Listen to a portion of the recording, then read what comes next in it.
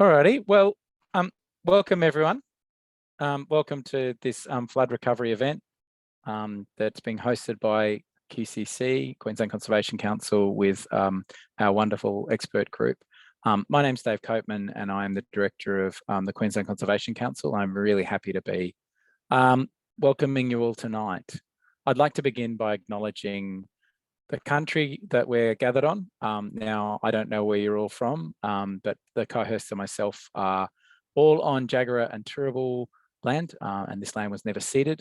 And as I guess we are considering the impact and that climate and that water and that changing nature is having on us, it's worth acknowledging that this country has had people on it for 60,000 years, and there's been a long history of care for country. So welcome tonight. We're really grateful to have people here. The origin of tonight's forum is after the floods, when my staff involved in QCC and myself were talking to people who our friends of ours or family members or even some of ourselves have been flooded. We realized that one of the issues that was really coming up for people is they were looking for advice and they had questions. You know, I was talking to a friend while I was helping him clearing out under his house, and he had lots of questions about what's going to happen, what's the best approach. And we realized that actually one of the most useful things that we can do as a local community member of the Queensland Conservation Council, as well as the advocacy that we do, as well as kind of, you know, working with government, is that we can try and organise experts or people to help with advice, to help people make decisions or work out what they're going to do after they've just had a pretty intense and you know, sometimes a pretty difficult experience. I know for some of my friends who are flooded, it's really knocked them around, and it's really forced big changes in terms of what's gone on in their life for the last couple of weeks. And so that's been the genesis of tonight's event.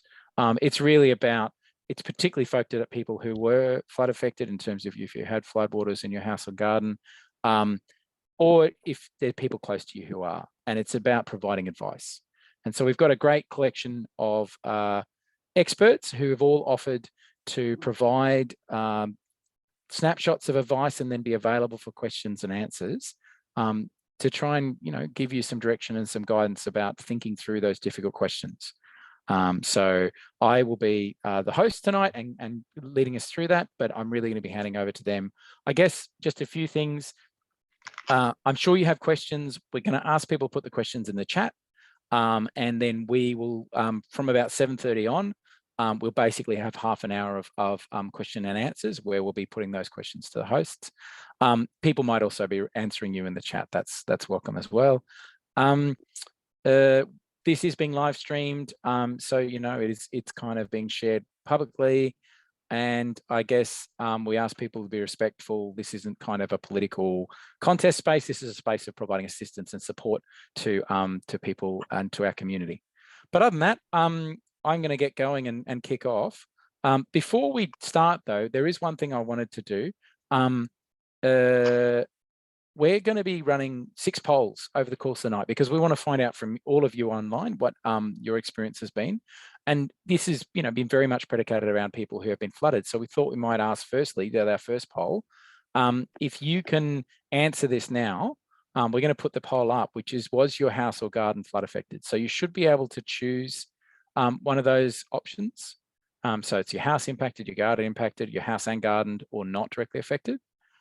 And we'll be sharing those results really quickly.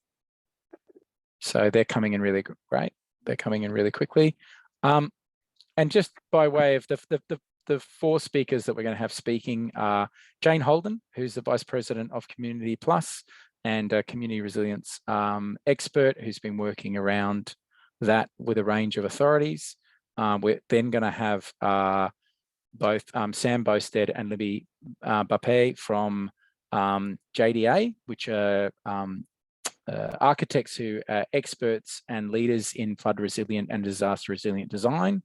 And then we're going to have Jerry Colby Williams, who is obviously an expert gardener and landscaper and kind of has a deep experience in kind of building flood resistant and flood adaptive and drought adaptive landscapes.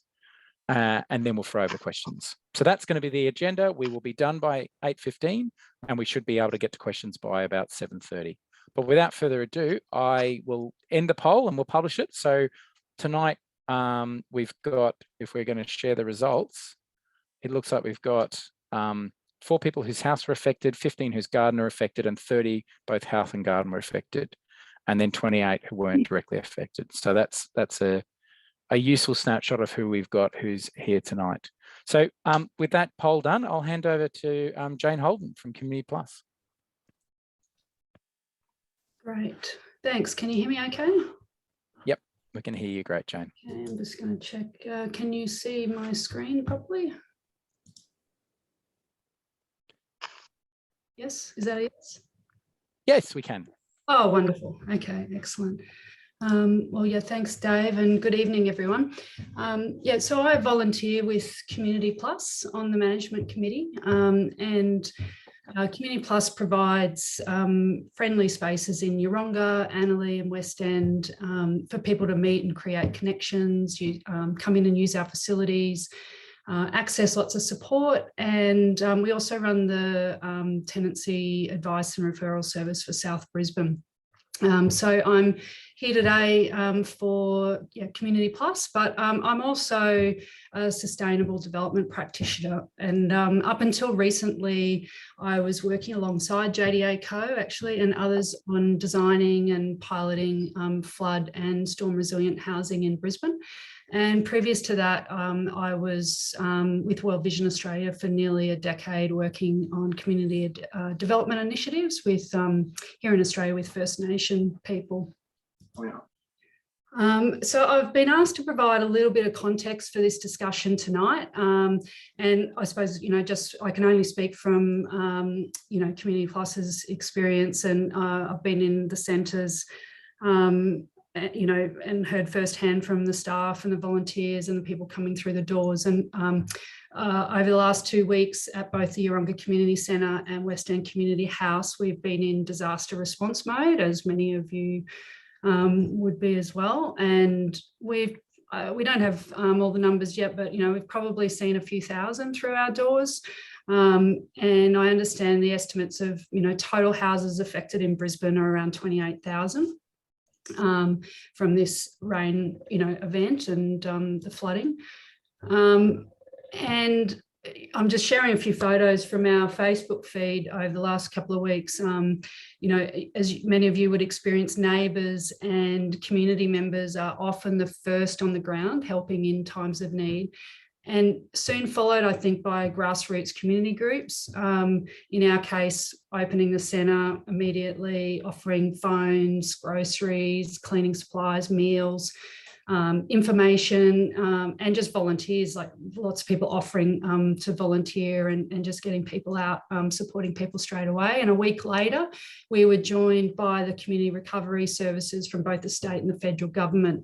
And that's been a great collaboration model, and they've been with us, they'll be with us for the next 4 weeks. So this is, oh, whoops, I think I've jumped ahead a slide, I know. So just to give sort of a framing for this, obviously, I come at it from a resilience point of view and a community development point of view, and I've talked to Bob Spears, who's a colleague of mine on the committee, and he's an expert in climate risk, and he shared this model with me, and I thought I'd share it with you tonight as a bit of a frame. I'll speak very briefly to it, try to bring a little bit of life to it, bring it to life from Community Plus's perspective. So, we're all exposed to climate change, which, to state the obvious, is happening now with more frequent and severe storms and heavy rainfall. But, in other times we've experienced heat waves, and that presents a whole lot of risks for our community. Now, there's lots of resources available to help households and businesses understand their risks, whether that be Brisbane City Council's flood awareness maps, or the early warning alert system that you can sign up to, or the state government climate risk toolkit. But we know that from experience that people often need a lot of support to be able to access those and understand them and then sort of apply them to their circumstance. The increase prices probably by 20 cents to 50 cents that we've found. Most people are around the 50 cents mark. And I believe in the next 6 months, there might be a further rise. Concerns over the availability of green beans globally means that quality cup of coffee will be harder to come by, which I know Anton will be a challenge. True.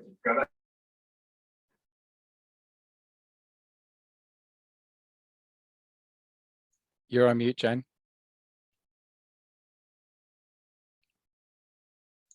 We might just pull you off mute if you can. Sorry about that. We just ended up getting some background noise or someone commenting there. But if Jane, if you can unmute, there we go. Can you hear me now? Yep. Okay, sorry about that. So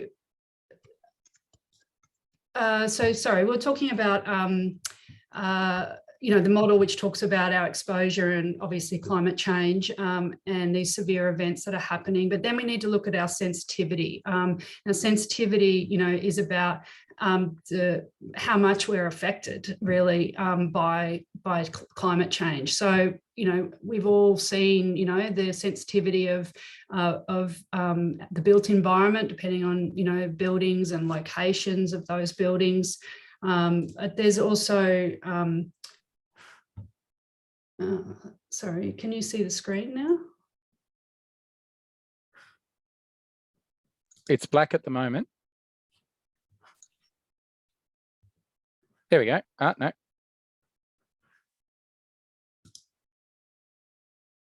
What about that? Yep, sensitivity, locations, buildings. Yep.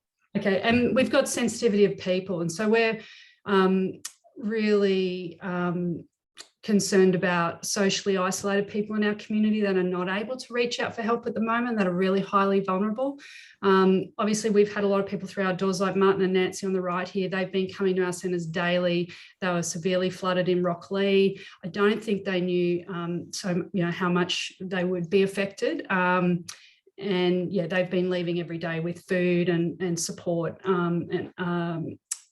So I suppose the other thing we need to do is looking at the model is, you know, we've got the exposure and then our sensitivity to that, then we look at our adaptive capacity.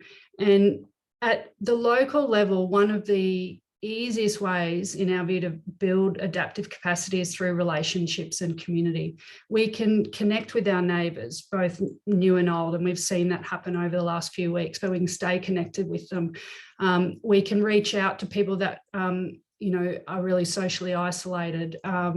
We can even join in, you know, community activities and be part of the community, whether it's in you know, through community festivals or sports or churches or arts, and we can develop the skills like, you know, psychological first aid skills.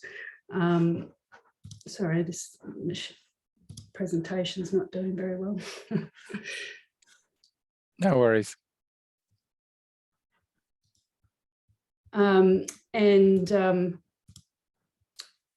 We can obviously, you know, have these forums like this where we're learning a lot more, and you know, we can really just look at how can we reduce our exposure, how can we reduce our sensitivity, and how can we enhance our adaptive capacity. So we obviously have been, Community Plus has got capacity, and we help community you know, have some resilience, I suppose. And, you know, we've got Libby and Sam that can now share with us some ways to reduce the sensitivity of our buildings to build back better. Thank you, Jane, and thanks for that. Appreciate you running through that. And I guess one of the things that I have certainly noticed is there's a real difference that people who have been through the flood before have had in terms of that knowledge and capacity for resilience. But also the other thing is there's real examples of where some people have got some knowledge and ability and they're able to more effectively share it in a community, that it's made a big difference. I'm reminded of an incident I was told by one of my staff where two different units in West End, one where one member who'd been flooded in 2011 went through and door knocked on everyone's house and said, we've got to move all of the cars because they'll get flooded in, and another similar building next door where no one did that. And the difference obviously was, you know, tens of cars that were flooded in one and the difference in the other. So no, really appreciate that. There's a second poll that we wanted to bring up, which before we hand over to our architects, and that is about people who were flood affected, whether you had flood insurance. So we're keen to just keen to get a picture of what people's status is. So did you have flood insurance? Yes, house and contents. Yes, house only. No, I didn't have insurance. We're not going to use this data in an identified way. We're not agents for insurance companies. We're just trying to get a picture of what actually is going on and what people's experience was. So thank you for filling them in. And we're getting through that pretty quickly. So thank you very much for people for doing that. Looks like we've got 77 of 93. So most of you have participated. And it looks like what the results are showing is that 45% of you had house and contents insurance for the flood. 9% of you just had house insurance. 10% of you weren't insured, and 35% weren't directly affected. So thank you for that. And I guess the second thing we wanted to follow up on is for those people who didn't have insurance, we'd be really interested if cost was a factor or if you weren't able to get it. So what we might do, we might go to that next one about whether you're able to have insurance. And this is insurance that you might possess as a homeowner or as a tenant. Yeah, and so what we're seeing is it was unaffordable in my area is the predominant answer, which is not surprising at all. So we might end that poll there, if that's all right. And thank you very much. So yeah, 28% of people said it was unaffordable in my area. And then a bunch of people weren't directly affected for this. So thanks for sharing that. And I think that's really useful. It gives us a sense that, you know, that as we see potentially more floods occurring or people being at risk of future floods, that this is going to be a real issue in terms of how do we adapt and how do we deal with the fact that we may face unaffordable or just the unavailability of home and contents insurance. So I'm going to hand that pickle of a question over to Sam Bosted and Libby Bape from JDA Co. So over to you two guys. Hi, everyone. Thanks for having us. Are you able to see our first slide? We can. That's great. Thanks, Dave, and thanks, Jane, as well. My name's Sam Bosted, and I'm presenting tonight with Libby Bape. We're both senior members of JDA Co, and we've been working in flood resilience since the 2011 floods. We're experts in architectural responses to not just flooding, but also bushfires and storms. So we just wanted to share a few practical tips tonight on how you might be able to rebuild some of the common points that we go looking for. And the primary one is the idea of building back better. And that, in this case, will be about flood resilience. And our take on flood resilience is the idea that water can go through a property and cause as little damage as possible. And Libby's going to start out with some of the few broader tips on what that means for your house. So you want to, first of all, research and understand your flood type and flood levels. And if that information is not easily available, you want to take the highest known flood level or experience recently and then add some more for good measure. You want to make sure that your electrical points and services, such as your hot water unit, AC condenser unit and power points are all raised above this level. And also think about raising your washing machine, tank pump and pool pump above this level as well. And you can raise services like these on concrete plinths, stainless steel benches or wall mounted brackets. So flood resilience is all about the materials and the building techniques that are easily washed out after a flood event. Essentially, it's all about using water resistant materials that can be easily washed out and wall and floor types that have no cavities where flood water can get trapped. So if you have a floor that is concrete slab on ground, make sure to not put back materials that will absorb flood water, such as carpet. A floating timber or laminate floor is also not suitable to put back in, as flood water may get trapped in the cavity between the floor and the concrete slab. Instead, you want to put in a tile floor or consider leaving the concrete as is and grinding it back for a polished concrete look. And if you are putting in tile flooring, putting in a tile skirting up the wall a bit will also be really helpful and make cleanup so much easier after a flood event. For walls, instead of plasterboard wall sheeting, use a fibre cement sheeting instead, which is much more water resistant. And where possible, have walls that have no cavity in them to prevent water getting trapped and forming mold. This is relevant especially if you're affected by river flooding, which is high and stays around for a lot longer, leaving a lot of nasties in your walls. Some options for non-cavity walls include core-filled concrete block or brick walls that have been rendered or left exposed as shown here, or consider using a single skin hardwood wall with exposed framing akin to an old Queenslander. This principle of no cavity also applies to ceilings if you're affected that high, as you can see in this image on the left, and under floors and under stairs. In terms of cabinetry, avoid putting back in chipboard and MDF-based cabinetry products, which are the most commonly used cabinetry materials. Use instead water-resistant materials such as Tricoya or Stylex, and make sure to fully seal it on all edges using 2-pack paint. Marine ply is also a great resilient option, but again, make sure to seal again on all sides before installing. And for bench tops, avoid laminate bench tops that are made of chipboard. You want to make sure to use a solid surface product like Corian or Staron. In this photo, you can actually see that the cabinetry is removable for easier cleanup with a resilient stainless steel framed bench top. And instead of this, you could also choose to mount the cabinetry on the wall or have the kickboards removable for that easy clean out. And lastly, with doors, you want to make sure to not put back in hollow core doors. Instead, switch out for solid core doors instead. And where feasible, you want to create large door openings and recess the door sill so that it's flush with the internal floor level, making it so much easier to clean out. Avoid cavity sliding doors, as flood water will also just get trapped inside there. These are just some practical tips, and I'm going to pass it back to Sam. So this was the image that we used on our cover page. And the truth is that it's actually my house. I live on the inner north side, and I live 50 meters from a creek and bought my first house there in all my wisdom. But I'm sharing this with you because I know what it means to be flooded and how disruptive it is, but also to help you think about how you can apply some of these principles to your own home as well. For reference, that's how high it went. And the first point I would say is that you never know how high it's going to go, but you can get predictions of how high it will go. So know your floor levels and know your flood heights. If you're in Brisbane City, you should be able to develop a flood-wise property report for your property. And that's a really good place to start to give yourself as much information as possible about the effect of risk, flood risk in your home. It's also important to understand the type of flooding. As Libby mentioned, some types of flooding like river flooding stay around for a while, and therefore it reacts with building materials differently. If it's something like what I had in my home, it only went up and down in about 12 hours, which was pretty scary when it happened, but much quicker in terms of the cleanup afterwards. And of course, the type of building that you have. If you have on a slab on ground building, it's going to be very different to an elevated Queenslander, for example, where you might be able to get a little bit of extra height.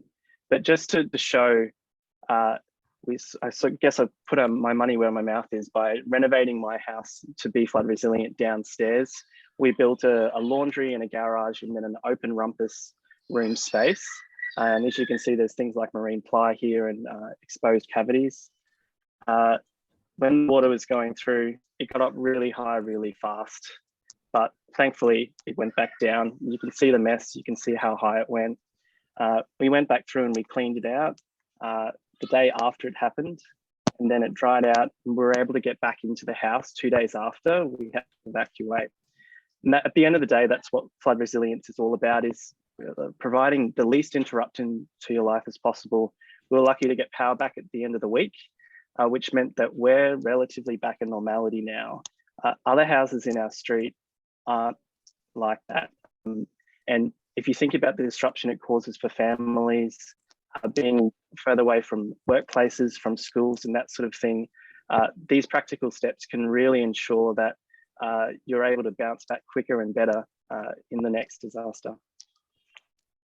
If you are looking for more resources, you're welcome to jump on our website. You'll see more examples of projects there, as well as particular guides that we've produced. There's one specifically for the Logan region that you can see the web link there. But we'd also point you to the Queensland Reconstruction Authority Flood Resilient Building Guide, which is designed for homes in all of Queensland and has quite a bit of information on what you might be able to do in your home.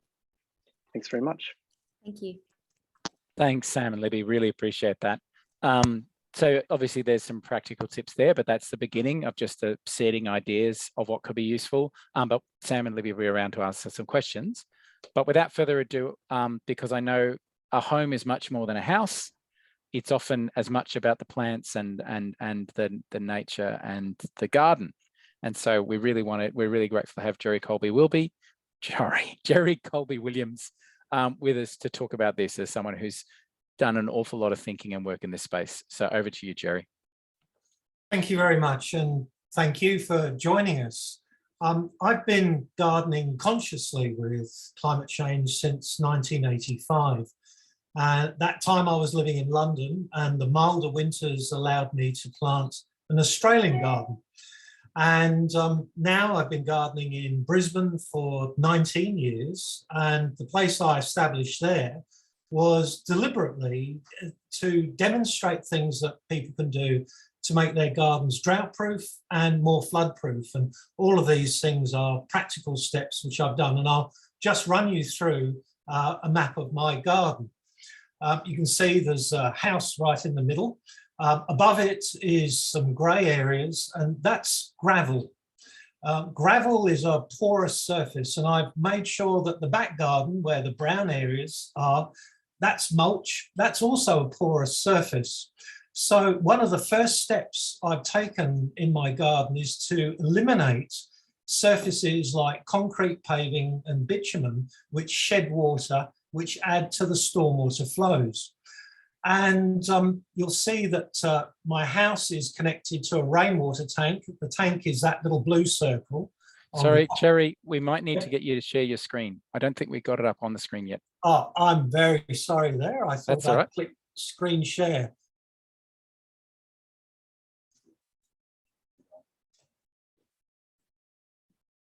How is there we that? go. Yep, very good. Good. Okay, right. Well, my apologies. So just recapping, probably the most revolutionary thing about my garden in terms of landscaping is that I have porous surfaces rather than ones which shed water. So the grey area is the load-bearing gravel, which I use for my nursery and parking my car. The back garden, the brown areas, that's the footpaths which are covered in mulch. And these help to slow down the movement of water, encouraging it to soak in vertically through the soil profile. And this is very different from what you'll see in streets and parks.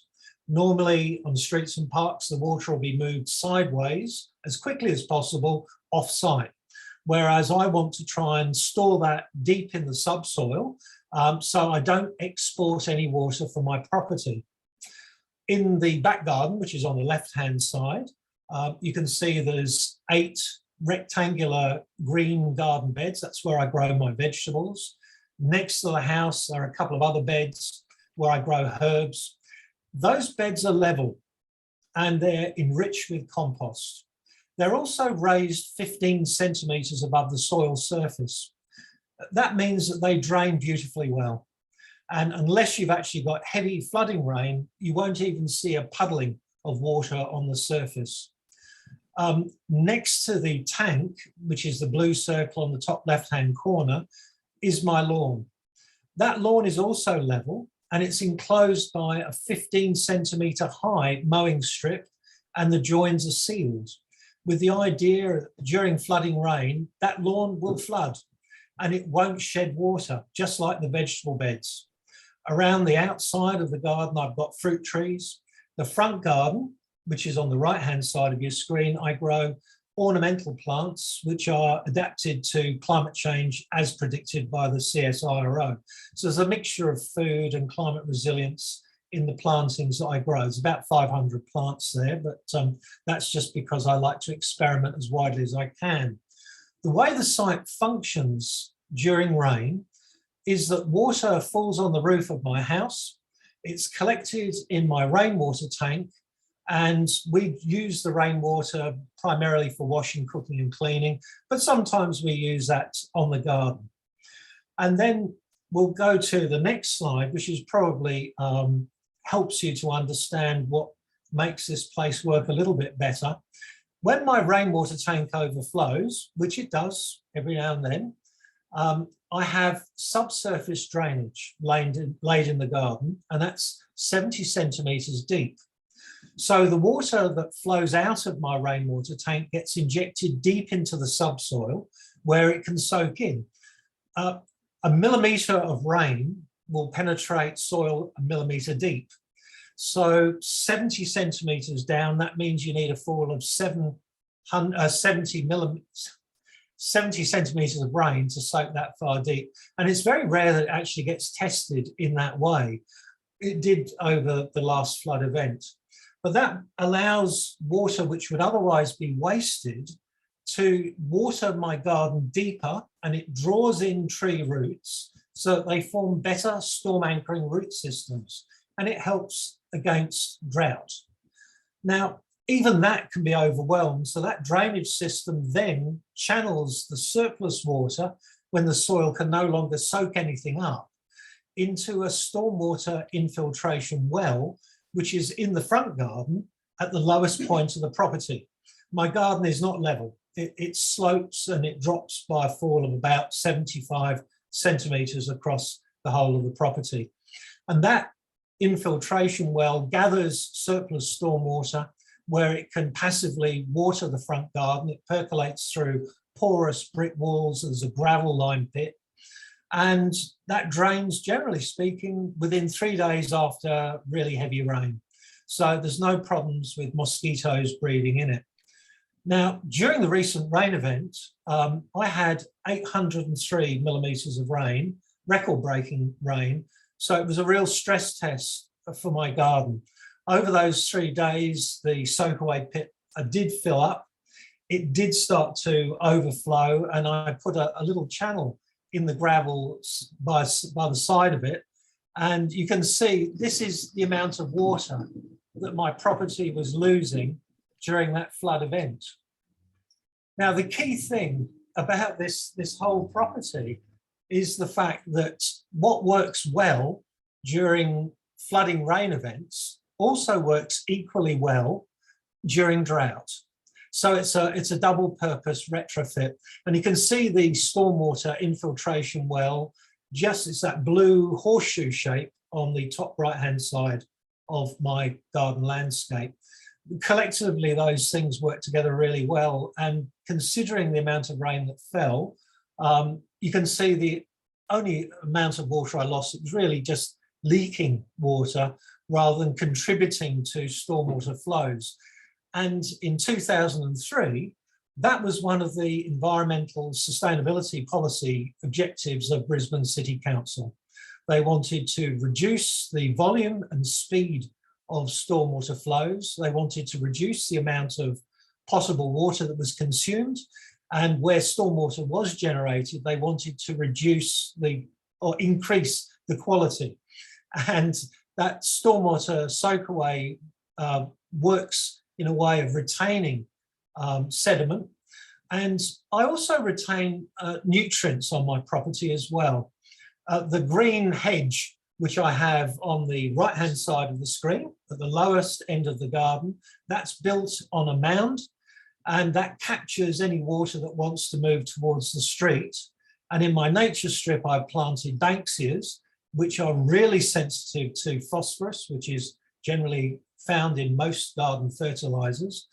And they're still growing quite happily after 19 years. So I don't believe I'm losing much in the way of water or sediment or nutrients into my street, which is directly connected via Wynnum Creek into Moreton Bay.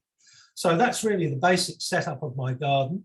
And I'll leave that to you guys now. You can ask me some questions when the time comes. Thank you. Thanks so much, Jerry. That was really great. So that's our presentation is concluded, but now we get to the points of questions. So we've gathered a bunch of questions out of the chat, and I'm just going to jump into them. But actually, before I do that, Maggie, I might pull up the fourth poll. one of the things that we were interested in is whether people are thinking of moving as a result of the flood. If you're impacted, I think is the people we're asking about here. But, you know, if you're not directly impacted or affected, you can answer there as well. Just because I know, you know, I know for a bunch of friends of mine after 2011, they moved. They couldn't stay where they were. But then there are others who've stayed. So I guess it's an important thing to consider. Yeah. So I'm just giving people a bit longer to answer that. We've got 75% of people participating. Alrighty, so we might wrap that up there. And the results, if we share them, you can see there that 10% are thinking of moving, 30% no, 36% no, and 16 are still considering it. And then there's a 40% who weren't directly affected. So thanks for that. We appreciate that. And let's get on to the questions. There's a couple of questions that are really around design. And so we might jump to Sam, to you and Libby first. The first one I'm quite curious about, which is what do we do if our insurance wants us to rebuild as is? And that actually might be Jane or Sam. I don't know if either of you have good answers on that. Yeah, look, we have put a challenge out to the insurance industry to make sure they are building back better and building back more resilient. It's really a no-brainer from a sustainability point of view and from a resilience point of view, in that, you know, next time it's not going to be as bad. It is something that would have to be negotiated with each insurance company. There are several who are keen to do that. Yeah. Thanks. And Jane, anything you want to add there? No, okay, all right. So listen, okay, Sam, some questions about your house. What do you mean by an open and rumpus area? Can't it be locked? There's a lock-up garage, which is built with vertical timber battens, but we wanted just an open area. So there's normally actually sort of mesh screens that we ripped down that sort of enclose it, but no, it's not fully secure. And that's one of the things that you have to think about is how useful you can use your spaces downstairs, knowing that they're going to flood. Yeah, we had a ping pong table in there. So cool. Yeah. And can you explain if there is a cavity between the external walls and the marine ply on the lower level? No. No, there's spotted gum stud work on the outside, and then the ply has been sealed, obviously, but it's been attached directly to the stud work. Yeah. Okay. And then two questions around raising. One is it possible to raise a house, or how far can you raise it? And which part of the property is it measured from if there's a variation of the height of the lot? Libby, do you want to answer that one? Yeah, so the height you can build a new level to is, for habitable floor level, is 500 millimeters above. It's going to get a bit technical here. And it does depend on the kind of flooding you've got. For creek and overland flow, I believe it's a 2% annual chance of flooding level. And for riverine, it is the, as recently it was the 1% annual chance of overland flow flooding. And in terms of, and it really depends on your property, its location and the velocity of water, which has to, there is a bit of a process to find out that information. And that will actually dictate how high you can build your undercroft to that floor level. So, and without knowing more information. No, but that's all right. What approvals are required? Like who gets to sign off on that? Is it a DA process? It's a DA process if you choose to, because there are certain levels depending on your type of flooding and your levels. The heights of flooding. If you would like to go within that area, you can do a DA process, yes. Otherwise, it doesn't require DA. If you tick off all the boxes required and reach sort of the minimum heights that council prescribed. Great, thanks, Libby. The next question I had is about materials. So firstly, about tiles. Yes, there's I saw questions. this question. Yeah. Do you want to answer? Well, you want to make sure to use a water-resistant adhesive and epoxy grout, so not cementitious grout at all. And, we've seen the results of post-flooded houses that we've used this for, and they've worked out a treat. And is it got anything to do with what's behind the tiles? Like, is there a difference with tiles? Yeah. Yeah, so you want to make sure to use a water-resistant substrate. So if it's on a wall, you want to make sure to use a fiber cement, and on a floor, you want to make sure you're not putting anything underneath that tile that could be damaged in a flood event. Yeah. And what about other kind of more other questions around natural materials like clay or lime render or straw bale or hemp? Those are not as flood resilient, no. Okay, great. So that's been really useful. We might come back if there are some other design questions, but I thought we might kick over to Jerry. And Jerry, the first question is, a community riverside garden is still covered in mud. Any tips for replanting? Well, the most important thing is, because you get a lot of questions about how quickly can I start caring for it, and the best answer is to hold off. You can rinse mud off leaves of plants. You can pull mulch back from away from roots just to encourage drainage, but you do need to allow that soil to drain before you do any working on it. And that's particularly sensitive if the soil is clay. Clay does not work well if it's wet, so it's got to dry out before you do anything.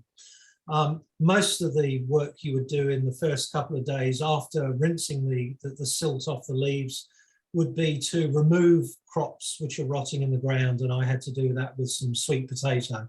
Tubers completely wasted, but you can use the tops as cuttings, and it is possible to retrieve seed pods and to dry and save the seed for sowing again. But the most important thing is that if you're growing food and you think that you have flood water which may contain petrochemicals, river water or sewage water, that you should get that soil tested. Now, when I first started gardening here, I started gardening on my nature strip, which is basically semi-industrial land. And I spoke with the National Measurement Institute, which is a government organisation based in Sydney. And you can get a free consultation with them to find out what sort of samples might need to be taken. And during that period, you do not eat any food that you harvest. Now, look, even in good weather, even in an organic garden, you should always wash your vegetables before you eat them. And the reason you should do that doubly carefully after flooding rain is that things like slugs and snails will move up away from the floodwaters to the top of the crops. And if you unhappily eat one which happens to have has parasites in it, nematodes, things like lungworm, then you can actually get quite a serious problem with it. And lungworm is present throughout the subtropics of Australia. So you've really got to be careful. Even in an organic garden, things will not be the same as they were at the beginning. And you should talk to people about scientific analysis of your soil if that food that you're growing is a significant part of your diet. Jerry, can I ask some other questions? Will fully submerged pot plants recover? Oh, yes. Yes, they will do. The key thing here is that if roots are completely immersed in water for 24 hours, the feeding roots can suffocate and die. They're the most important part of the root structure for getting nutrients and water into plants. So it takes a while and takes energy for the plants to regenerate those feeding roots.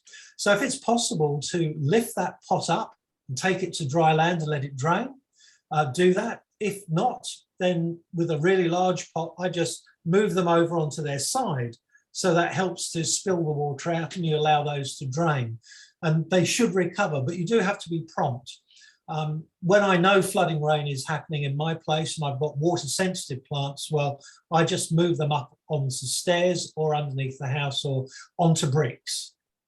And Jerry, can you suggest what native plants to put in given the flood risk? I know that's a very general question when we don't know what soil, what aspect and everything, but. Well, it's an interesting question because all the work that I've described in my garden is all about dealing with three days of rain in 1 year.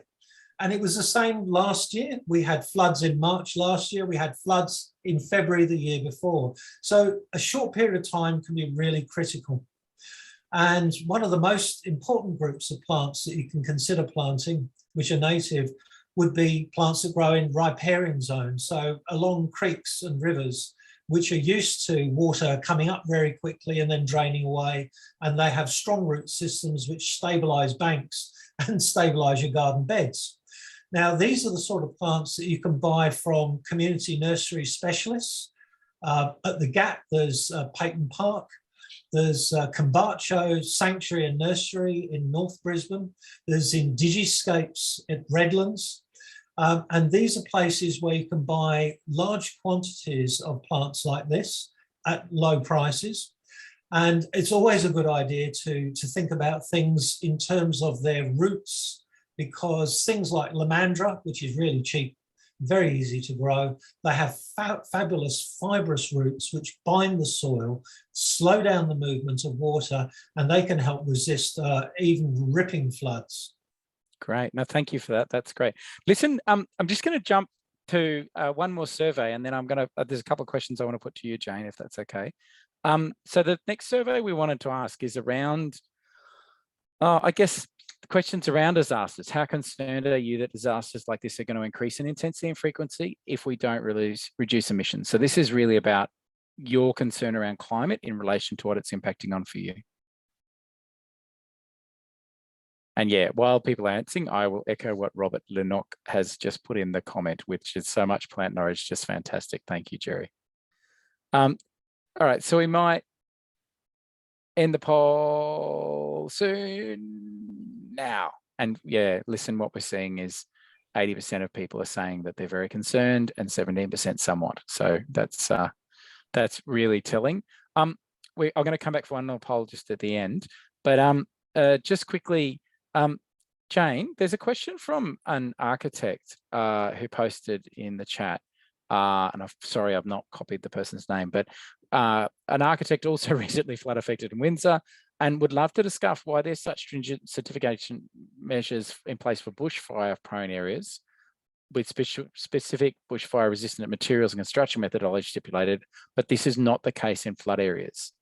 So sorry to put you on the spot, but I know you've been doing work in this space. Yeah, look, I think it has to do with bushfires being more life-threatening, and so there's been more work in that space to require, codes and minimum standards about that. I mean, I'd invite Sam or Libby to comment on that. And I know that JDA Co have put a submission in Queensland for our development codes to be changed to address flood resilience and to basically make this as the new minimum standard. And it goes for all climate resilience sort of building design and material sort of suggestions. I think we should be seeing changes potentially in the building code, because my understanding of the building code is it's sort of written based on historical climate records and risks and doesn't really take into account projected climate and risks.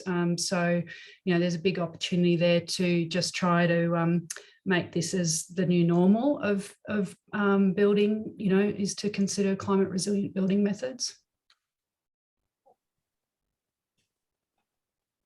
Yeah, thank you. Sam or Libby? I 100% agree that we should definitely have something similar to the BAL codes for bushfire. It's a complete no-brainer. We know the risks. We've had 2 major floods in 11 years, and all we're seeing is things getting ripped out, getting put back in again, and then in some properties only years later, ripped out again, put back in again. It's a huge waste, and it's a huge burden on the property owner. We had a client who rebuilt flood resiliently this after 2011. In 2011, they were out of their home for 18 months. This time they were out of their home for 2 weeks. Yeah, and sorry, that was Steph who asked that question. I apologize for not recalling her name. But listen, the other question I wanted to put to you, Jane, is there was a question around making social housing more flood resistant and community housing. I think I saw that there. That's a great idea. I think, we should be making sure the most vulnerable people in our community are supported and to be more resilient. And I think that's a big challenge, you know, with climate change and sustainable development, is people with more resources will be able to, you know, reduce their sensitivity and adapt more easily. But those people that, you know, like many people who are in social housing don't have the means to do it, and it's not their house, so they can't do it. So I'm not aware of many state governments requiring, you know, resilient design, but yeah, another reason I think just to make it a requirement in our regulatory environment. No, thanks, Jane. All right, well, listen, then I wanted to jump to our sixth poll. Again, this is around climate, and it's also asking people, do you think the government flood response should also include measures to reduce the emissions which fuel these climate impacts? So again, we're looking to see what people's sense are in terms of what the priority is. Is it just flood response, or should we also be looking to reduce emissions?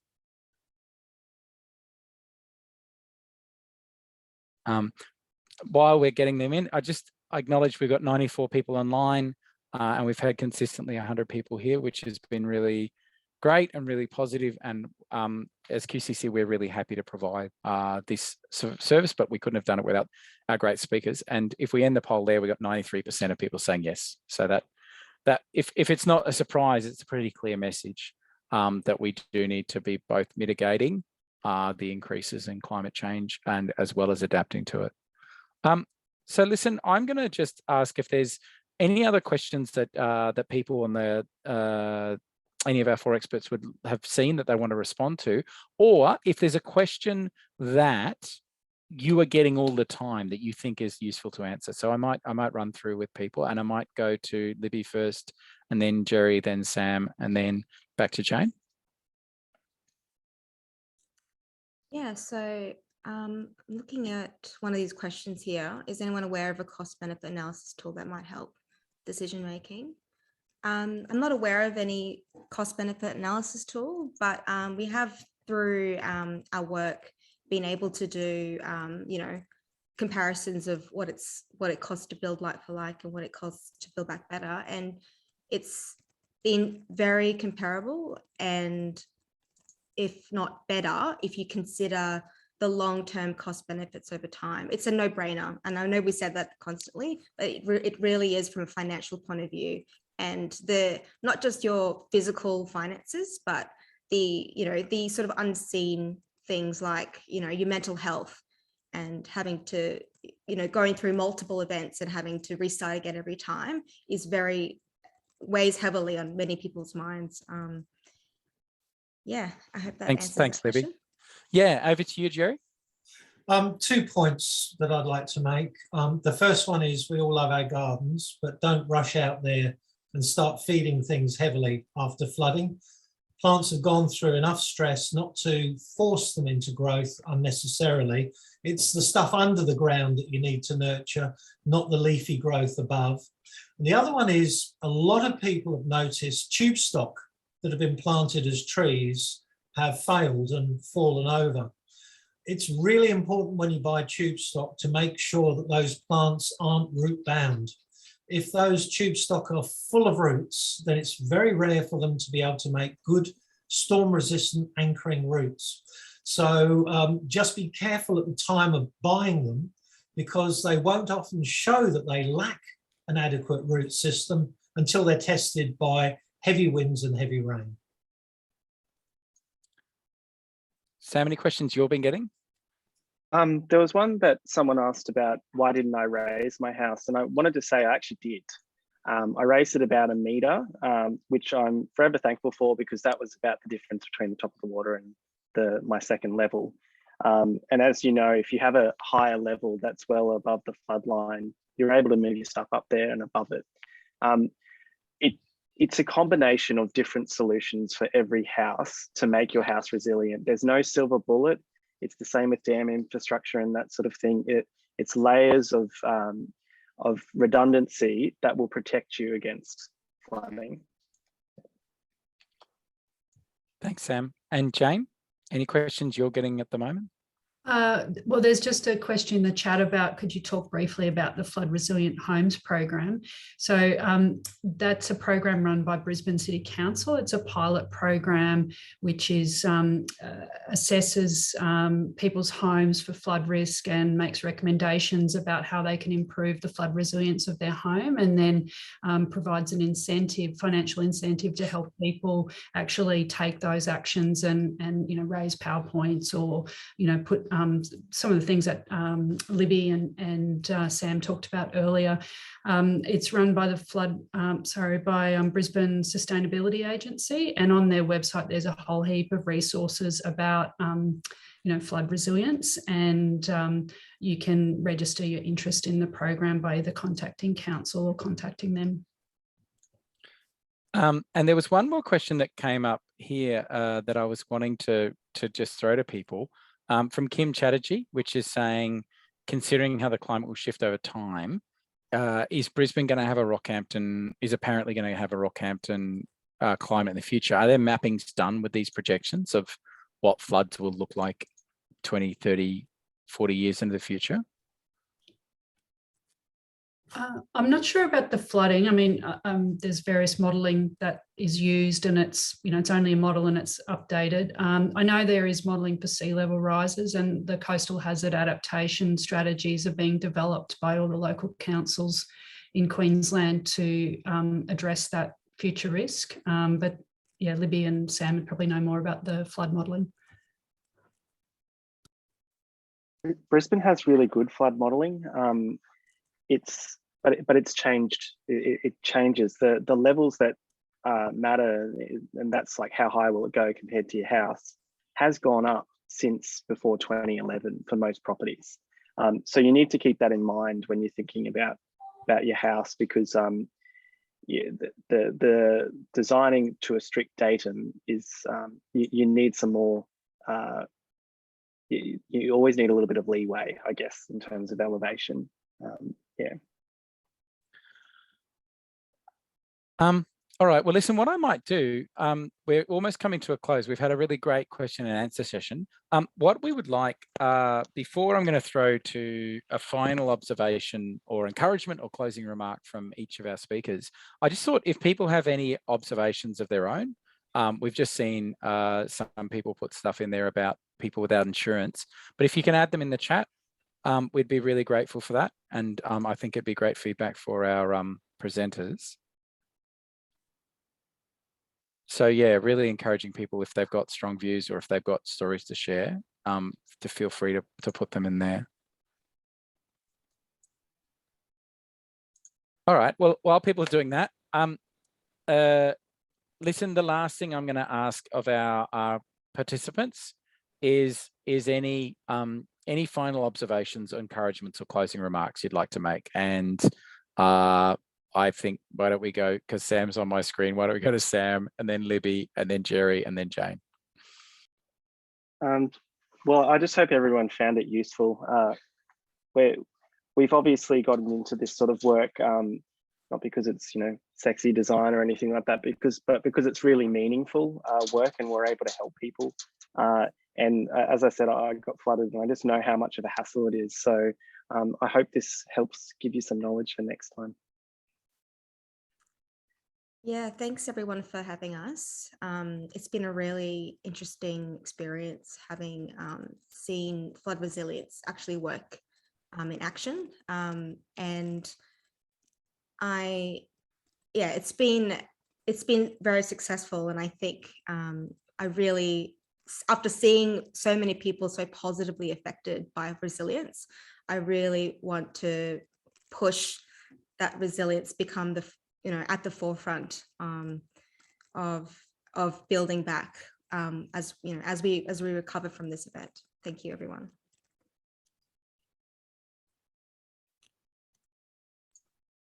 Over to you, Jerry.